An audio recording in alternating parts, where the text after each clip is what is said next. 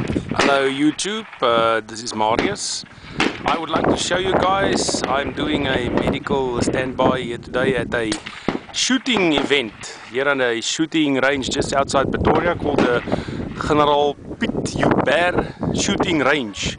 I would just like to show you guys the type of medical equipment I brought along today. First of all, little red bag, got gloves and blood stoppers in. Then the blue bag with a little bit more toys. Then the big jump bag with a little bit more toys. And hopefully, if nothing happens, I've got a lunch box and of course the mandatory bottle of water. And you ask me, where do I get all my knowledge and advice on how to run an operation like this? Very easy. US Army Combat Lifesaver course, student self-study guide from the Army Correspondence Course Program, Army Institute for Professional Development. A good investment.